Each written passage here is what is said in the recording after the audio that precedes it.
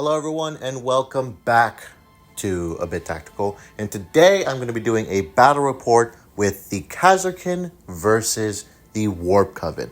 And because the Kasrkin are involved in this will be part of the Whiteshield to Kasrkin videos. It'll be the first battle report on this series. So without further ado, let's just get right into it. Let's start out with the teams and who they're bringing. The Warpcoven are going to be bringing all three of their sorcerers and a gunner with the Soul Reaper cannon. He is also going to be bringing a icon bearer for the Zangors and a champion along with two of its warriors. Kasrkin are going to be going in with a sergeant with a power sword and hotshot las pistol, the medic, the demo trooper, the recon trooper, and the vox trooper, along with the normal trooper. It's going to have four gunners or three gunners with one of its the sharpshooter. The gunners are going to be the melta, the plasma, and the grenade launcher. The Kasrkin also are going to bring four pieces of equipment. It's going to be all of their faction equipment, their combat knives, the foregrip, the long-range scope, and the relics of Kadia. The Warpcoven will be bringing arcane robes and sorcerer's scrolls, as well as a mine and two cracks. Alright, let's actually start getting into the game a little bit. Here is the map. As you can see, it is a custom map. All of the parts in the middle that you see where there's vantage, these parts are all considered heavy. The very middle area, it does have ramparts, but we decided for this game that they do not actually count as cover. So the only cover you can get from vantage is the cover that you get from the ground itself. For our scouting ploys, I chose equip and did two ladders, and he chose the strategy ploy for free so that he can do his fate itself as a weapon and get those two dice rolls. Now let's move on to deployment.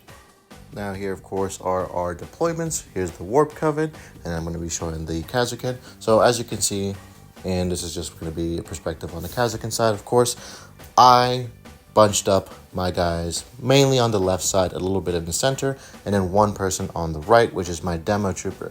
Now the reason I do this is because I like focusing my attention on one side of the board with the Kasrkin because they just don't have the flexibility to cover the entire board. So one side I leave relatively undefended, except for one trooper that's going to be active very defensively, and then two gunners, one very close to the right side, one on the center line, so that if they have the opportunity to, they can go in and do something there on that side. You know, you never know what's going to happen in the game, so I like to have a little bit of flexibility. Now for turning point one, as you can see, I'm just going to roll the clips of us just moving forward, because that's what a lot of what happens. I chose Strike Fast for my strategy ploy, or not my strategy ploy, my strategic gambit for my faction rule. So I get that 1 inch on the movement. I place my demo trooper over on the side and put a mine right next to him so that I can block that potential charge coming in from his Zangors. I also move my recon trooper forward, and I put Auspex scan on him so I can immediately start doing a little bit of threats. He then Look at that. He then tries to do some sort of wacky stuff to my grenade launcher. But yeah, Kasrkin are very cagey this first turning point, and there's a reason for that. Now that there was a slight miscommunication about how exactly the environment within the center actually worked, and that's why you're seeing that I actually didn't activate my Melta before giving him APO. We later changed this because I was going to charge forward because I thought I had a shot, but I didn't end up having it. So we just changed it later so that my Melta went, and then he got the APL, but he just didn't get to move. But here, I did give an extra APL to my plasma gunner, use 4 inches to get to that top of the vantage, use an inch to get to the edge, an inch to drop, and then another inch to move a little bit forward, and then 3 inches to finish that dash within 2 inches of that Zangor and took the shot. Now, of course, he rolled fairly well. You might be asking yourself, why don't I have severe? It's actually because I gave this guy ice in your range for the damage negation just so I could hope he could survive, because he is going to take a shot. But rolling it hot meant that this actually does kill them, even with 2 normals, which was very nice. Wow, look at this cinematic shot of him getting taken out. And then I just moved over my normal trooper to give a smoke grenade on this guy because this was light terrain, so I might as well give him a little bit of protection. And that, of course, he then takes a shot with this guy because of the damage negation. I don't know why I didn't film the roll. It's because I'm dumb. But because of that, he only survives on one wound, but he does survive into the next round. Now, a little bit of my strategy going forward, my modus operandi, if you will, for the Kasrkin is actually with specifically the plasma gunner to push forward aggressively like this and then hopefully get a kill or an injury. So that next turning point, I kind of know exactly what my opponent is going to do. If I win initiative, it's great for me. I'm on the back line. I can easily move forward and take another shot. However, if my opponent wins initiative, I know what he's going to do. He has to get rid of this plasma gunner no matter what. He's just too big of a threat. He has to get rid of him. So I know what he's going to do, and I feel like that gives me the advantage. Which, of course, my opponent does win this initiative. Now, this is what the board looks like at the top of turning point 2. We go into the strategy phase. I play the elimination pattern for piercing crits 1. I also play engage from cover, which, lets me reroll a save die. I should not have done this. This was stupid. I don't know why I did that. It was just a waste of CP. But I had the CP to burn, so I figured why not. My opponent then goes with his mischievous little schemes. He uses Fate itself as my weapon and Brotherhood of Sorcerers. So he's got ceaseless on its attacks with the sorcerers, and he can roll 2 dice. The Fate itself as my weapon is really cool. You roll 2 dice. On a 9+, you can use both of these dice if they both combine to be more than 9. But if they're less than 9, you can only use 1. And it's basically to switch out a die, whether it's your die or your opponent's die, so that you can, do some shenanigans or something like that. And of course, for my faction rule, I'm going with light 'em up, obviously. So of course, my opponent starts out by shooting and killing my plasma gunner and staying right there. No surprise there. I then, in the vein that I like to play now, I guess, I get super aggressive with my grenade launcher. Roll 2 crits and 2 misses. Seems great, right? But he actually had a spell cast on him so that he has to reroll all his crits. So they both have to be downgraded, but because of severe, one gets upgraded back again. Or at least I think that's how the rule works. I'm not sure. Somebody correct me if that's not the case. Then I use Relics of Kadia to get a normal hit. So I get a normal hit, a crit, or 2 normal hits and a crit on this attack. My opponent then reduces the crit to do normal damage and then blocks 2 with his save. So I only do 4 damage, regrettably. My opponent then activates his sorcerer, casts a spell to do the teleportation shenanigans with this sorcerer. Then he takes a shot at me. Piercing crits 1 or piercing 1, I think. Rolls obviously a nasty roll. And then I do a lackluster save, no save. So this guy just gets completely wiped out. He wanted to heal, but he couldn't. He didn't have the reach for it, so he just moves his guy over to safety. Now, I have no idea where the footage went, but I did go with my medic. You can see him right here. I basically just pushed him forward because I knew he was going to get charged or attempted to be charged, and then just capped the objective so I could claim it for myself and take it away from my opponent because we are playing loot. My opponent then does exactly what I just said he would do. He charges me, and I actually roll pretty well, you know what I mean? Those 3 attacks, I got a crit, 2 hits, not too bad, doing that chip damage for sure. But then he rolls a disgustingly bad roll. 3 misses with 5 attacks, hitting on 3s is just real bad. He ends up doing the damage, and then I end up parrying and doing my own damage against him. Or actually, I think he does damage against me, and then I end up parrying his last and just doing the rest of the damage and surviving on 2. And he's down to a whopping 6 health, so he is injured, and then he just teleports back into safety. Now, I don't know why I didn't film this, but my commsman then activates and gives an extra APL to my normal trooper and my demo trooper. He then pushes his angle forward, plants a beacon, and does a free mission action to do my home objective. I then move with my normal trooper. I then shoot him, get a decent-ish roll, 3 hits. I turn 1 into a crit because I'll light him up. And from there, he then rolls his save. He gets nothing on his save, so he immediately dies, which feels good. I move up with my sharpshooter just to get a better position with him. He then goes and plants a beacon with his Zangor. I then move and dash my Melta, take a shot to his buddy next to him, and kill him easily. Then, like an idiot, I don't film my friend getting his sorcerer down from vantage back onto the left side near heavy cover, and then using a spell to give ceaseless against my medic. Again, I don't film that, sorry. It's been a while since I've done battle reports.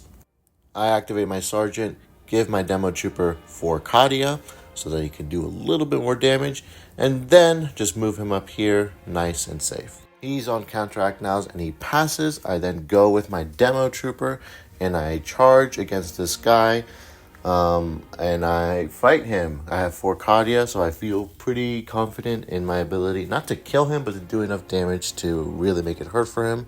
And then I roll, and again, I do decently 2 hits, but he rolls kind of bad as well, so he also has 2 hits. So basically we trade back and forth until I'm at 3 health, he's at 5 health, and we go from there. And then that's kind of the end of the turning point, and this is how things look. Turning point 3. So at the top of turning point 3, this is what the map looks like. He scored 1 on the crit op. I've scored 1 on the crit op. He scored 2 on his tac op, which was plant beacons. I scored 2 on my tac op, which was contain. So things are pretty even as of now. I believe at this point, 2 of my models are dead, and I believe 3 of his models are dead. So pretty even so far. I think possibly. Let's just go into turning point 3. I of course just run elimination pattern. He of course just runs Fate itself is my weapon because I think he is low on CP at this point. I think he's got 1 CP left after this. And of course I choose light him up for this turning point.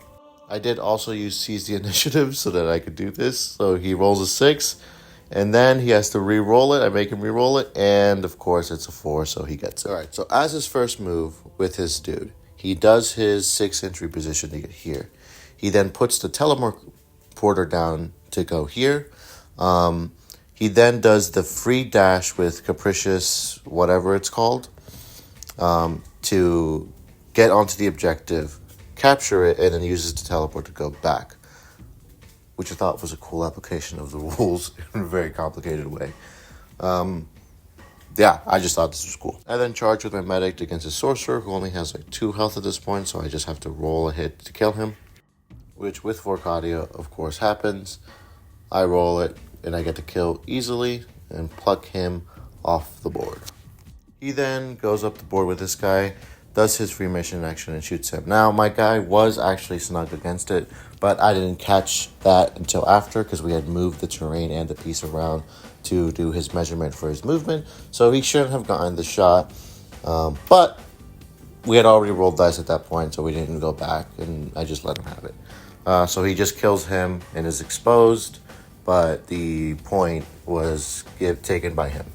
He falls back with his Zangor away from me, and then I jump with my Melta and dash over here because he's got that 3rd APL, and boom, take a shot.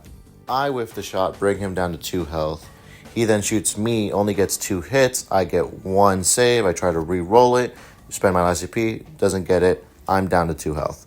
And then I just pull out my trooper and I shoot him. I get 3 hits, he gets no saves. So then he survives with 5 health with it, which is exactly what I wanted. I then charge with my Kasrkin sergeant. Doesn't matter, I just need 1 hit, which I get, and I kill him. And then this is what the board looks like at the end of the turning point. So he's got 2 on the crit op.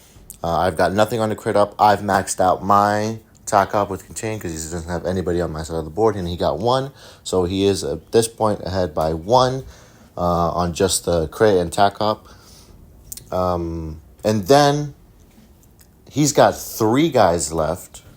His Zangor, a sorcerer, and a gunner left. I have 5 people left, including not a quite wounded Melta yet, but getting close to it. And my Kasrkin Sergeant, my medic, somehow still alive, my comms trooper, and my normal trooper. Going into turning point 4, I use elimination pattern for piercing 1. I also lost initiative here, which sucks. But now let's go on to the last turning point. So boom, rapid fire, he comes over, he plants a beacon, and he takes the op. I then go with my Melta. I move him to where that grenade launcher was. We were using him to measure things out. I take a shot at the Zangor. Piercing 2, obviously. I got light him up going on. So, not that it really matters, but he dies anyways. I, of course, get shot with his Soul Reaper cannon and get killed. He then gets shot by my Kasrkin Sergeant. He gets killed. I then, in a brave move, charge with my medic and fight him. I get 2 hits, and then he completely fails his roll. Actually insane. He only gets 1 hit. He's out of CP, so he cannot re-roll or do anything, so he just blocks 1, and I do 1 thing of damage. I then also charge with my trooper once again. I do believe I actually gave him 4 Kadia here with my sergeant before he took a shot at his gunner and killed him. And I only got 2 hits, but I didn't really care too much. I was just looking to do damage here at this point to start bringing him down. And I ended up doing just a little bit of damage. That'll bring it up to a 5 because of 4 Kadia, which is why I like using 4 Kadia now. It's turning into one of a more useful thing. I think if they just add 1 more bullet point, which they haven't, because the New Balance Data Slate came out and they didn't do that, I think that would actually be really helpful. But they didn't do that, so this guy dies though immediately. So that's good. And that's all I'm able to do. So we rapid firing there to do a little bit more explaining. I did activate my Kongsman, gave a 3rd APL to my trooper so he could capture the point. So I got 1 on the crit op, he got 1 on the crit op. I maxed out my tac op, he got 1 on the tac op, and then we just started rounding up all the points. So for my tac op, I actually maxed out, so I got 6 on that. For my kill op, because I killed this whole team, and obviously got more kills than him, I got a full 6 on that, and the kill op was my primary op. So I got another 3 points from that. So just from that, I'm at 15 points, which is already more than Hay, who at the end of all that is at 14 points because his primary was the crit op and he only scored 4 on that, which only brought him 2 extra points. And of course, that's not even to mention that I did get 3 on the crit op, bringing my final score up to 18, with my opponents being 14. And a Kasrkin win on the channel, okay? I mean, it's happened before, but this is the first time since, I'm doing this series, at least for a battle report. So, I'm feeling pretty good with the Kasrkin right now. I just faced the Battle Clade, now I face the Warpcoven, and these are 2 pretty good teams, and I managed to win against both of them, which makes me feel good. The Kasrkin, as I'm playing them more, are starting to feel a little bit better, but I still think it's just because of, really, I have to, I don't even know if my opponent made a mistake this game.